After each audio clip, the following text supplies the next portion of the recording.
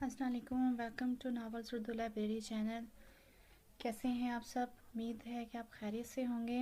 آج میں آپ کے لیے ناول لے کر آئی ہوں عشق رہے آباد تیرا۔ رائٹر ہے اس کی سمینہ سیال۔ یہ ولیج بیس وڈیرا بیس ناول ہے۔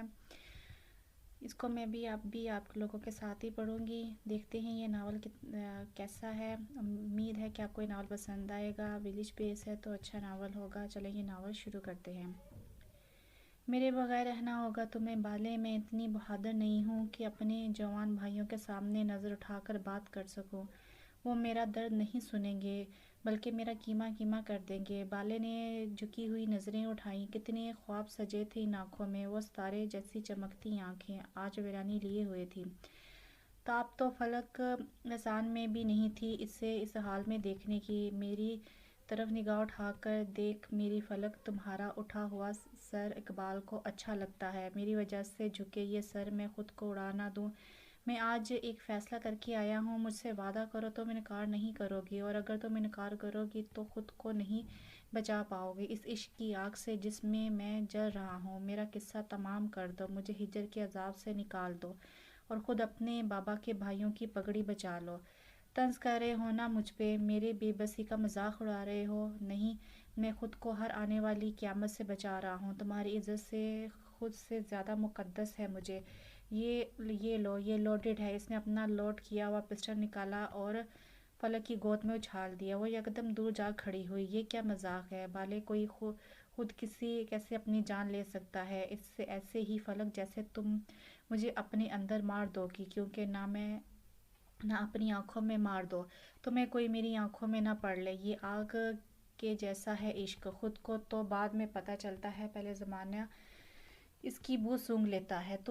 تو کیا تمہیں عشق ہو گیا ہے؟ ہاں فلک، محبت میں انسان جی لیتا ہے، عشق میں مبتلا شخص نیم پاگل ہو جاتا ہے، اور اگر ناکام ہو جائے تو زندہ نہیں رہتا، مردہ سا ہو جاتا ہے، تن پہ رنگ نہیں رہنے دیتا، کہیں بسنے نہیں دیتا، جوگی ہو جاتا ہے، بیکاری سے بھی بدتر۔ وہ آنسوں سے تر لہجے میں کہیں کھو کر بو رہا تھا۔ فلک احسان کی محبت میں ڈوبے اسے کوئی 4-5 دن نہیں ہوئے تھے، اسے تو مدتیں ہو گئی تھی۔ اسے چاہتے ہوئے اس نے ہوش سنبھالا تھا تو بس فلک احسان کو ہی دیکھا تھا۔ وہ بن ماں باپ کا بچہ ہی نہیں تھا صرف، وہ تو مزاروں کا خون تھا، وہ تو رایا کا بچہ تھا، ان وڈیروں کے ٹکڑوں پر پلا تھا۔ پھر کون اسے معاف کرتا؟ کیوں اسے معاف کرتا؟ فلک کا وجود گرمیوں کی چھاؤں جیسا لگتا تو سردیوں کی دھوپ جیسا لگتا، اور فلک احسان دانش وڈیروں کی اکلوتی بیٹی اور اکلوتی بہن تھی، بڑے بھائی کی جان تھی، مگر جان سے زیادہ روایات پیاری تھی۔ ماں تو پیدا کرتے ہی اللہ کے پاس چلی گئی اور اسے چھوڑ گئی دنیا کے تھپیڑے کھانے کے لیے۔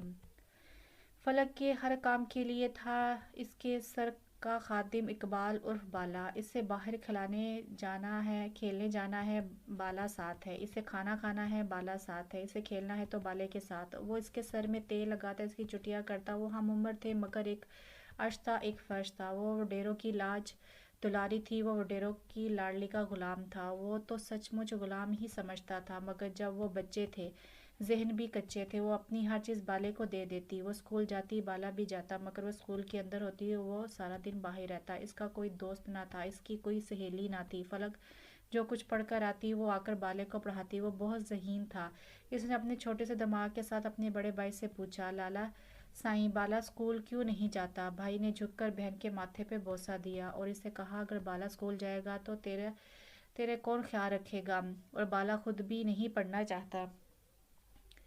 کیوں بالے ایسا ہی ہے نا؟ اور اس کا خوف کے مارے سر اور بھی جھک گیا، کیونکہ وہ اسے جو سبق ان سائیوں نے پڑھایا تھا اسے ازبر ہو چکا تھا، اور وہ یہ بھی جانتا تھا کہ اسے اس بات پر بھی سزا ملے گی کہ ان کی لاڈلی نے اتنی فکر کیوں کی۔ وہ گر جاتی تھی، چوٹ اسے لگتی تھی، سزا بالے کو ملتی تھی، اسے خراش آتی تھی، بالے کا جسم سوجا دیا جاتا تھا۔ فلک اس سے نشانوں کا پوچھتی تھی اور وہ اس کی اور بھی دیکھ بھال کرنے لگ جاتا، مگر کچھ وہ دکھا نہ سکا فلک کو اپنے اندر اور باہر کے زخم۔ وہ جیسے جیسے بڑا ہوتا گیا سائیں اسے پردے میں رکھنے لگے، مگر اسے جو اس کی عادت لگ چکی تھی وہ عشق بن کر پلتا رہا۔ وہ روتا رہتا گھنٹوں، بھاگتا رہتا گھنٹوں، اس کی شرارتیں یاد کر کے اور بھی دیوانہ ہو جاتا۔ فلک کی ایک جھلک دیکھنے کے لیے وہ کئی بار حویلی کی ان گنت عورتوں والے کام کرتا۔ پھر کہیں جا کر اسے فلک نظر آتی، مگر اس میں اتنی جرأت نہ تھی کہ وہ اپنے جذبات آشکار کر سکے۔ میں فلک احسان دانش تم سے وعدہ کرتی ہوں، میں تمہیں اس طرح نہیں مرنے دوں گی۔ ہم دونوں ساتھ نہ جی سکے تو کیا ہوا بالے؟ اسے سب بالا کہتے تھے، مگر فلک اسے بالے کہتی تھی۔ وہ نام لینا بھی چاہتی تو یہ ممکن نہ تھا۔ ساتھ مر تو سکتے ہیں۔ اس نے کھڑے کھڑے اسے غور سے دیکھا۔ وہ اپنا رستے پر چل پڑی۔ اور ہاں ایک اور بات، اس نے رک کر اقبال اور بالے کو دیکھا جو اسے جاتا دیکھ رہا تھا۔ اسی وقت اسی جگہ پہ کل ہم دوبارہ ملیں گے، پسٹل دو لے آنا۔ اور چل پڑی۔ اس کی چال میں لڑکڑاہٹ نہیں تھی، مگر آنسوں میں ڈوبی دو آنکھیں ضرور تھیں۔ وہ سو رہی تھی۔ مجھے بھی تو عزت اتنی ہی پیاری ہے جتنی بابا سائیں کو ہے، جتنی بھائی جبران کو ہے، اور انا نہیں ہے مجھ میں۔ اللہ کی تمام مخلوقات برابر ہے۔ یوں ہی نہیں کہہ دیا تھا ہمارے پاک پیغمبر نے کہ کسی کو بھی کوئی فوقیت حاصل نہیں ہے کسی پر؟ تو کیا لوگ نہیں جانتے؟ کیا ان کے بڑے بزرگ بھی ایسے تھے کہ ہم صرف نام کے دیندار ہیں؟ اس کے اندر سے بھی ایک آواز آئی تھی، فلک احسان کیا فرق ہے تم میں اور ان میں؟ ایک انسان کا قتل کرنے جا رہی ہو اور خودکشی، کیا یہ دونوں کام غلط نہیں ہیں؟ اس نے سر کو جھٹک دیا تھا۔ سامنے وائٹ ہاؤس جدید طرز پر بنا بڑے کرفیو سے اکڑ کر کھڑا تھا، جیسے اس مکین کے لوگوں کی یہی تو شان ہو۔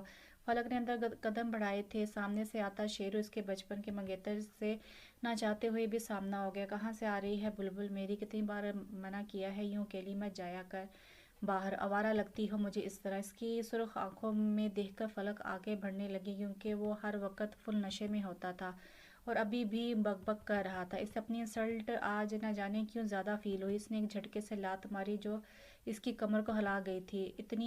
تیری اتنی جرأت فلک احسان دانش کہ تو شیرو کو اگنور کرے؟ گھر میں ملازمین کی فوج تھی، مگر شیرو اس گھر کا اکلوتا چچا زاد داماد تھا۔ نہ بھی ہوتا تو اسے زورو دو کوب کرنے کا حق تھا، جتنا اس کے بابا کو اور بھائیوں کو تھا۔ کہنے کو لاڈلی بہن تھی، مگر عورت ذات تھی تو دلوں پہ کیسے راج کرتی؟ بہن بیٹی بیوی کو بس ایک ہی سبق پڑھایا جاتا ہے، گونگے بہرے ہونے کا، عورت پاؤں کی جوتی۔ اس نے اس ماں جیسی چچی کو بھی دیکھا، وہ کیسے اپنے بیٹے کو سبق پڑھا رہی تھی۔ تب اسے سمجھ نہیں تھی، مگر وقت سے پہلے ہی وہ سمجھدار ہو گئی تھی۔ فلک اس وقت کے لیے تیار نہیں تھی۔ وہ منہ کے بل زمین بوس ہوئی تھی، مگر وہ یہ بھی جانتی تھی کہ اسے بچانے کوئی ملازم نہیں آ سکتا۔ اسے اپنی جنگ خود لڑنی ہے۔ وہ آج نہ اٹھ سکی تو تا حیات گردن اٹھا کر نہیں چل سکے گی۔ وہ بالے کی اس خواہش کو رد بھی نہیں کرنا چاہتی تھی، اور اس میں کوئی غلط بھی نہ تھا۔ وہ بڑی پھرتی سے اٹھی تھی اور کمال مہارت سے اس کے پیٹ میں گھما کر لات رسید کی تھی، جو اس نے اسکول میں کراٹے کی کلاسز لی تھی، اور بالے کے ساتھ کی گئی اس کی پریکٹس اس کی عزت نفس پر لگی چوٹ کو تسکین پہنچا گئی تھی۔ وہ دورہ ہوا تھا، مگر فلک کو اس وقت کچھ بھی نہیں سوجھ رہا تھا۔ وہ بہت صابر تھی، مگر آج کے زمانے کی تھی۔ وہ لڑکی اسے بھائی بھی مار لیتے تھے تو اتنی تکلیف نہیں ہوتی تھی۔ اسے اچھے سے یاد تھا، وہ جب 6 سال کی تھی تو اس سے دودھ نہیں پیا جا رہا تھا۔ وہ بھاگ رہی تھی دودھ سے بچ کر، مگر بالا اس کے پیچھے سے دودھ پلانے کے لیے دوڑ رہا تھا۔ جب بابا سائیں اپنے کمرے سے اچانک نکلے، وہ ان سے جا کر لپٹ گئی۔ بابا مجھے دودھ نہیں اچھا لگتا، مجھے دودھ نہیں پینا۔ اس کے بابا نے اسے سمجھانے کا موقع بھی نہ دیا اور اپنی مضبوط لات سے اسے دور اچھال دیا۔ آج کے بعد تیرے منہ سے انکار نہ سنوں۔ تمہیں کس نے اختیار دیا کہ تم اپنی مرضی ابھی سے چلاؤ؟ اسے کہہ کر وہ باہر نکل گئے۔ فلک نے جلدی سے گلاس دودھ کا پکڑا اور ایک ہی سانس میں ندیوں کی طرح گھٹ کر گئی۔ اسے چوٹ آئی تھی، مگر اسے مرہم رکھنے والا صرف بالا ہوتا تھا۔ وہ اس کے معصوم کندھے پر سر رکھ کر کتنی دیر سسکتی رہی، اور ساتھ بالا بھی اسے چپ کروانے کے آنسو بہاتا رہا۔ وہ دونوں لازم مظلوم تھے ایک دوسرے کی نظر میں۔ ایک مقام تھا ان کا اپنی اپنی زندگی میں۔ وہ کچھ سوچتے ہوئے اوپر روم میں بھاگ گئی، اور اسے معلوم تھا کہ اب ایک نئی قیامت آنے والی ہے اور وہ اس کے لیے خود کو تیار کرنا تھا۔ اسے اب اپنی جنگ خود لڑنی تھی۔ میں بھی تو آپ لوگوں کا ہی خون ہوں نا بابا، پھر سرکش ہی سہی، پھر ایک بیٹی غیرت کے نام پہ قربان ہو جائے۔ میں ایسا نہیں ہونے دوں گی۔ وہ آئینے میں ماتھے کی چوٹ دیکھتی ایک قدم سے پیچھے ہٹی تھی۔ شیرزمان باہر نکل۔ ارمان غصے میں اس کے دروازے کو لات مارتا اپنی مونچھوں پر انگلیاں چلانے لگا۔ گھر آمنے سامنے ہونے کی وجہ سے ارمان کو پہنچنے میں دیر نہیں لگی تھی۔ شیرو آنکھیں مسلتے ہوئے کمرے سے باہر آیا۔ کیا بات ہے ارمان، اتنی صبح صبح کون سی قیامت نازل ہو گئی ہے؟ وہ اس کے گریبان پر جھپٹا झपटा था और दीवार के साथ लगा कर किसी भूखे शेर की तरह दौड़ा। फलक बहन है हमारी। शेर ज़मान तेरी हिम्मत कैसे हुई तुम इसे हाथ भी लगा सको? वो तेरे निकाह में नहीं आई अभी। इसके दो दो भाई ही जिंदा हैं इसे समझाने के लिए। तू होता कौन है? हमारे ही घर में आकर इसे मारने वाला, इसे बेइज्जत करने वाला। काश तेरी कोई बहन होती तो तू समझ सकता। बहनें क्या होती हैं? माँ ना रहे तो माँ बन जाती हैं, छोटी ही क्यों ना हो। माँ की तरह ख्याल रखा है इसने हमारा, और माँ के बगैर ही पाला है हमने। माँ बनकर इसे बाबा का लिहाज नहीं होता तो जिंदा गाड़ देता मैं तुम्हें, मगर तुम चचाजाद भाई हो इसलिए सिर्फ वार्निंग दिए जा रहा हूँ। आज के बाद भूल जाओ कि फलक को हम तुम्हारे साथ ब्याह देंगे। इसकी किस्मत का फैसला हम भाई करेंगे। इसे आंख उठाकर भी मत देखना। तू रोकेगा मुझे? इतना बड़ा तो कब से हो गया। अरमान खुद आता हूँ ताया के पास। अरमान मैं खुद आता हूँ ताया के पास। मैं तुम्हें जवाबदेह नहीं हूँ। जाओ जा तू यहाँ से। शेरू अपनी शर्ट सीधी करता अरमान से भी पहले बाहर निकला था। एहसान दानिश डाइनिंग पे बैठे अपने बेटों का इंतज़ार कर रहे थे। जिब्रान दानिश रात का ही शहर गया हुआ था। वहाँ इनका अपना प्रॉपर्टी डीलिंग का तेज़ी से तरक्की करता बिजनेस था। वो ज़्यादातर वहीं होता था। शहर ज़्यादा दूर नहीं था इसलिए वो रात को ही घर आ जाता था। अरमान दानिश और एहसान दानिश जिब्रान के वालिद भी कभी कभी वहाँ चले जाते थे। वो दोनों रात को लेट नाइट वापस आए थे, मगर गुल खान से शाम वाला किस्सा सुनकर अरमान भड़क गया था। मगर एहसान दानिश ने बेटे को सख्ती से मना कर दिया था, क्योंकि शेर ज़मान इसे अपना तीसरा बेटा मानते थे। वो था भी इनके छोटे भाई का बड़ा बेटा, और भाई हार्ट अटैक से इससे पहले ही रुखसत हो गए थे। शेरू भागता हुआ अंदर आया था। बड़े बाबा आपने रोका क्यों नहीं अरमान को? इसने बदतमीजी की है मुझसे। तुम इसी काबिल थे शेर ज़मान। अरमान पीछे से आता हुआ बोला। एहसान दानिश खामोश था, मगर दोनों की तकरार सुनकर अपनी चेयर से यकदम उठा था। चुप हो जाओ तुम दोनों, मैं अभी जिंदा हूँ फैसला करने के लिए। बाबा जाना आप सुना दें इनको अपना फैसला, जो कुछ उन्होंने रात को किया है फलक के साथ। इसके बाद कोई गुंजाइश नहीं बचती कि फलक का नाम भी जोड़ा जाए इससे। बड़े अब्बा वो बचपन की मांग है मेरी। वो 10 साल छोटी है तुमसे। शेरजमान मैं वैसे भी इस बेजोड़ रिश्ते के खिलाफ था। तुमने अपनी असलियत सामने लाकर मुझे चौकन्ना कर दिया है। अरमान ठीक कह रहा है शेरू, तुम भूल जाओ फलक और अपने इस रिश्ते को। और मैंने कोई पक्का नहीं कहा था इस रिश्ते को, इसीलिए आज तक कभी कोई नतीजा सामने नहीं आया था। अच्छा तो वो एक मजाक था रिश्ता? वो उठकर तालियां बजाने लगा था। मुझे नहीं मंजूर आप सबका ये फैसला। मेरी शादी होगी तो फलक से ही। इसने मुझसे बदतमीजी की, आप सबको नज़र नहीं आया? वो खेतों में अपने आशिक से मिलने जाती है, आप सबको तब नज़र नहीं आई? अपनी गैरत मुंह बंद कर दे अपना शेरजमान। अरमान ने धाड़ कर इसका मुंह पकड़ा था, मगर अगले ही पल वो दोहरा हो गया था। शेरू की लात इसके पेट पर पड़ी थी। एहसान दानिश आगे बढ़े थे, मगर अरमान जल्दी से संभल कर इसके सामने आ गया था। मगर इस वक्त शेरू के सर पर बस अना हावी हो चुकी थी। वो बाहर को भागा था अपने घर, सीधा अपना रूम में गया, अपना हमेशा से लोडेड किया हुआ पिस्टल निकाला और इसी तेज़ी से अरमान के सर पर पहुंच गया। अरमान तेरी आंखों के सामने जो करने जा रहा हूँ ना तो देखता रह जाएगा। शेर जमान मत भूलो कि तुम मेरे सामने अपने बड़े बाबा के सामने खड़े हो। लेकिन वो अनसुनी करता आगे बढ़ा था। जब अरमान इसके आगे आया, मगर वो जो ठान कर आया था तो वो इसे करना था। इसने किचन में सैमी खड़ी फलक की कलाई पकड़नी चाहिए थी जब इसने अरमान को आगे बढ़ते देखा। इसने अरमान पर पिस्टल ताना। एहसान भागकर आगे आए थे, मगर शेर जमान टाइगर दबा दिया था और गोली दिल को चीरती हुई आर पार हुई थी। इसने नफरत से अपने ताया को गिरते हुए देखा और अरमान इस पर चिपटा था, मगर देर हो चुकी थी। इसने दोनों बाप बेटे को खून में नहला दिया था। फलक पीटती हुई इसको बाप और भाई की लाश पर गिरी थी। जब शेरजमान इसको बेहोश होते देखा और इसका काम और भी आसान हो गया था। इसने फलक को बाजू में उठाया और बाहर गली में खड़ी अपनी गाड़ी के पीछे लटाता अपने रूम में गया और अपने ज़रूरी डॉक्यूमेंट्स, एटीएम कार्ड और चेकबुक को उठाता गुलखान पर घूरता जन से गाड़ी बाहर भगा ले गया। एसपी हाउस में सुबह का वक्त था। 8 बजे का टाइम था। वो लंबा चौड़ा कसरती जिस्म, 5 फीट 9 इंच हाइट, गंदमी रंगत, स्याह चमकते बाल जिनको अभी एक झटके से पीछे उड़ाता तौलिए से सुखाता ड्रेसिंग के सामने आया था। इसकी ड्यूटी का आज पहला दिन था। ब्लैक पुलिस वाले यूनिफॉर्म में कलाई पर घड़ी सजाता खुद को एक बार फिर स्प्रे में नहलाता हुआ हवा में उड़ रहा था। इसने अपनी छड़ी उठाई, सर पर कैप सजाई और एक एक जीना उतरता नीचे आया। अस्सलाम वालेकुम साहब बाबा तो फ़ैल मैं आपका बेटा हूँ, मुझे आप कभी साहब ना कहें, आप ही मेरी फैमिली हैं। आए बैठे, आप भी नाश्ता करें मेरे साथ बैठकर। वो चेयर पीछे खींचता डाइनिंग कुर्सी पर बैठे बैठे बोला, नहीं नहीं बेटा, मैं आपके साथ नहीं नहीं बैठ सकता। बैठिए बाबा, मैंने कहा है ना, आप अब खुद को कभी भी कमतर मत समझिएगा। ये बेटा आपके साथ है। मुझे देर हो रही है, 9 बज गए हैं, मैं निकलता हूँ। अच्छा बेटा, अल्लाह की ईमान में दिया। वो तेज़ी से कॉल सुनता बाहर भागा था। अम्मा, तुम हादिक और सादिक को लेकर मामू के यहाँ चली जाओ। ये तूने क्या गज़ब कर दिया मेरे पुत्र, ये तूने क्या किया? अम्मा, तुम्हें सब बाद में बताऊँगा, तुम निकलो यहाँ से। मैं नहीं चाहता कि जिब्रान हादिक और सादिक को कोई नुकसान पहुँचाए। पुत्र, अम्मा जो कहा है ना वो ही करो बस। शेरू ने अपनी वालदा को कॉल करके घर से निकलने का बोल दिया था। वो गाड़ी को ऊंचे नीचे रास्तों पर से उड़ाता हुआ उसे लेकर जा रहा था। हवाओं के झोंकों की तरह तेज़ रफ्तार गाड़ी हिचकोले खा रही थी। एक तंग गली में एक झटके से गाड़ी रोकता वो तेज़ी से नीचे उतरा। गाड़ी की ब्रेक से फलक उछलकर ज़रा अगली सीटों के दरमियान फंसी। आंखें खोली थी, गाड़ी की छत को देखती वो उठकर कुछ समझने की कोशिश कर रही थी, मगर दूसरी तरफ से दरवाज़ा खुले खड़े शेरू को देखकर इसके गले में कांटे की आग उग आए थे। शेरू के माथे पर नन्हे नन्हे से पानी के कतरे उभर रहे थे। अपनी जान को खुद ही अजाब में डाल गया था वो। नीचे उतरो मेरी बुलबुल, मगर वो बैठी रही। शेरू ने इसे खींचकर नीचे उतारा। वो घसीटते हुए अंदर ले गया। सब ठीक है ना? अब्बास जी साईं, सब ठीक ठाक है। फलक अपनी कलाई छुड़वाने की कोशिश कर रही थी, मगर वो एक मर्द की गिरफ्त थी। शेरू ने इसे खूनख्वार नज़रों से घूरा और सोफे पर पटक दिया।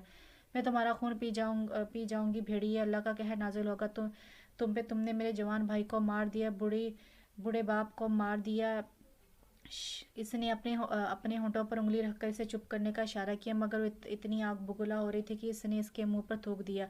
इसने मुंह पीछे सोफे की जानिब मोड़कर खुद को बचाया और अगले ही पल फलक पे बांटों की बुछार कर दी। औरत है, औरत बनकर रह। मेरे सामने मर्दों वाले काम ना किया किया तो इसमें बुरा हश्र करूँगा। मेरे सामने मर्दों वाले काम किए तो इस पे भी बुरा हश्र करूँगा। तेरा दिल नहीं भरा अभी तक? बाबा और अरमान के कत्ल करके तूने कत्ल किया है इनका। मेरी सीधी सी बात समझ जाते तो ये नौबत ही ना आती। मेरी मर्दानगी जो आज के बाद ललकारा तो देख फलक, एहसान मैं तेरी बोटी बोटी करूँगा, मगर तुझे मारूंगा नहीं, तुम्हें अपनाऊंगा भी नहीं और तुम्हें छोड़ूंगा भी नहीं। तेरी इस ज़बान को सबसे पहले काटूंगा। पूरी रात है तेरे पास और सुबह मुझे तुमसे निकाह करना है, और मैं चाहता हूँ तुम अपनी खुशी से मेरे पास आओ, वरना तुम मुझे अच्छे से जान जाओगी जो कसर रह गई थी। इसने एक झटका दिया फलक और वो ज़मीन बोस हो गई।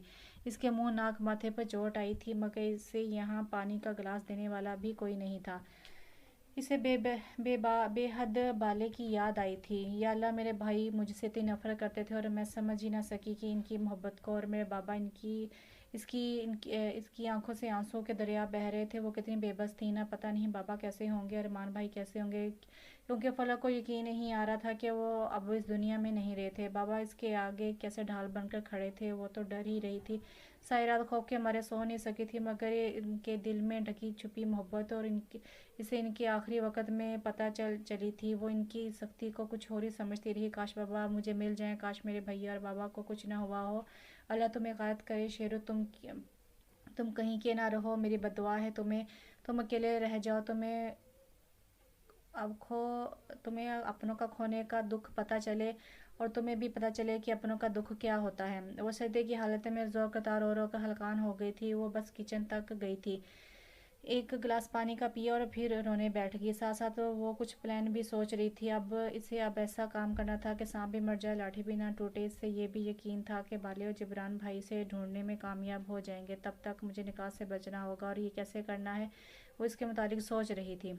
वो कॉल पे जल्दबाजी में अपने मुतलका थाने पहुंचा था। नफरी तैयार खड़ी थी। इसे कॉल पे ही बता दिया गया था कि 4 चक्कर अर्जगान भगोड़े के चक में 2 कत्ल हो गए हैं और इसे मौके वारदात पर पहुंचना था। इसे जो एड्रेस बताया गया था, इसका सुन के इसके उस्तान खता हो गए। तो जल्द से जल्द वहां पहुंचना चाहता था। जनाजा हो चुका था, तदवीन भी हो चुकी थी, मगर जिब्रान भाई अभी तक घर नहीं लौटे थे। वो मौका वारदात देखकर मुलाजमीन के बयान लेता, इस मानो घर को देखते हुए इसकी आंखों से 2 आंसू गिरे थे। वो व्हाइट हाउस आज भी इतनी ही शान शौकत से खड़ा था, मगर इसके मकीन मनो मिट्टी तले जा सोए थे। वो सोचता हुआ अपने वेजल में बैठकर थाने रवाना हो गया था, क्योंकि इसे अब जल्द फलक एहसान दानिश तक पहुंचना था, इसे कुछ भी करके ढूंढना होगा मुझे, मैं तुम्हें नहीं छोड़ूंगा शेरज़मान। सुबह का सूरज कोशिश करूंगा तेरी सजाओं का हो। वो खुद कलामी करता आगे बढ़ गया।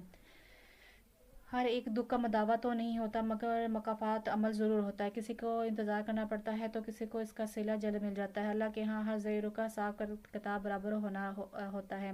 जालिम जुल्म करके भूल भी जाए, मगर अल्लाह इसे अपने होने का एक बार एहसास ज़रूर दिलाता है। शेर ज़मान तुम्हारे लिए एक बुरी खबर है।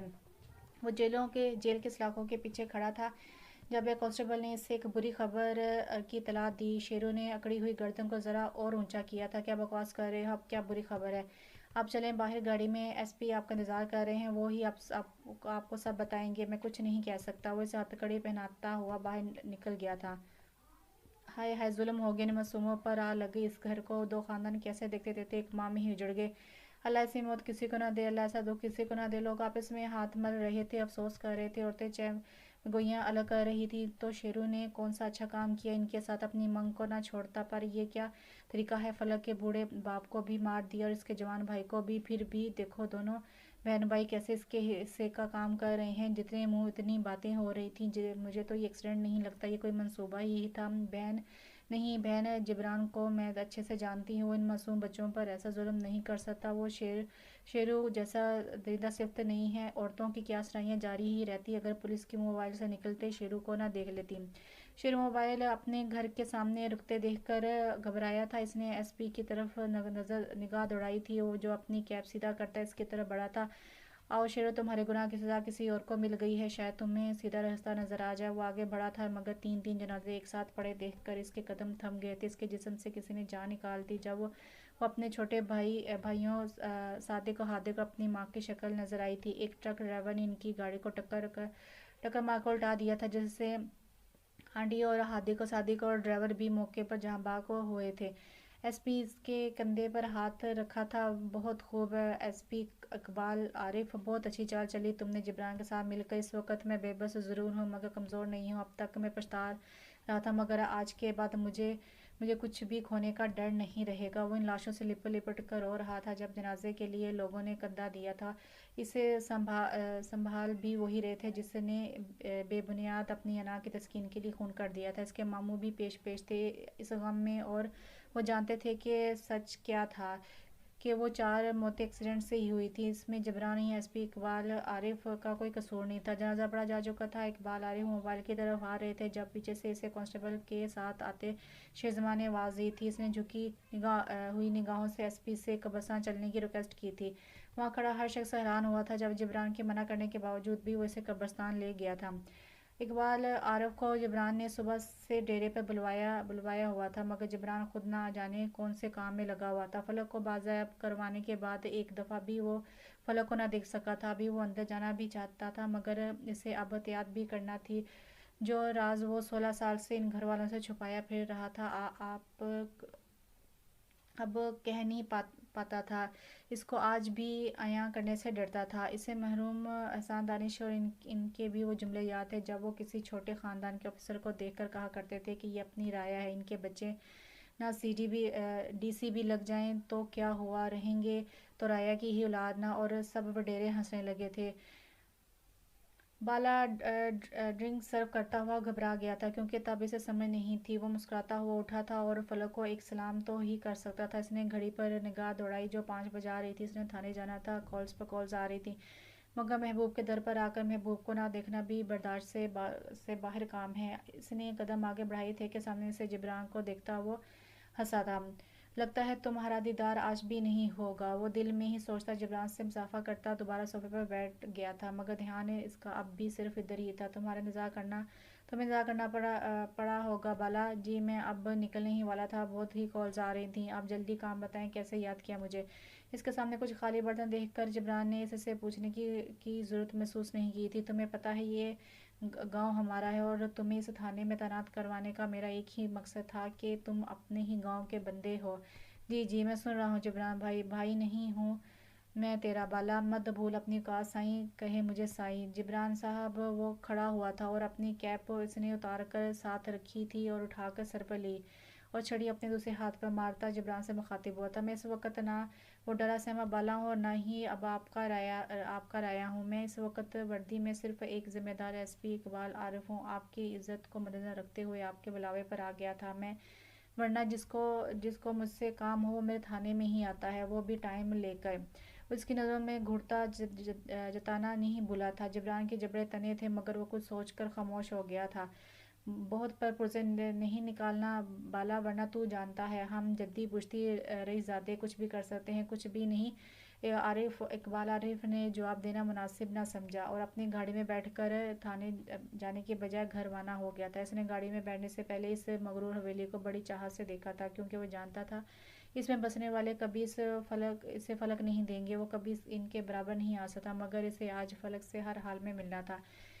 ये इसके इश्क की ज़िद थी। समझते क्या है न जाने ये हवेली के लोग। खुद को रस्सी जल गई मगर बल नहीं गया। इतना कुछ हो गया मगर खुद को अब भी नाखुदा समझ रखा है। वो बड़बड़ाता घर में दाखिल हुआ था। अपने कमरे में आते ही इसने यूनिफॉर्म चेंज किया और सिविल ड्रेस पहनते हुए दोबारा बाहर निकल गया था। इसके पास बस आधा घंटा फ्री था। इसमें इससे सब करना था। इसके बाद वो किसी इतला के मुताबिक इसे रेडी करना था। वो इनके घर के एक एक चप्पे से वाकिफ था। इस वक्त घर का कोई मकीन कहाँ होता है वो सब जानता था। और जबरान भाई इस वक्त अपने डेरे पर बैठे अपनी महफिलों में मसरूफ थे जब वो चुपके से पीछे दरवाजे पर दस्तक देता अंदर आया था। हवेली वाले भले इसकी इज्जत ना करते मगर इसके घर के मुलाजिम का आका तारा था, वो इसलिए वो आसानी से अंदर आ गया था।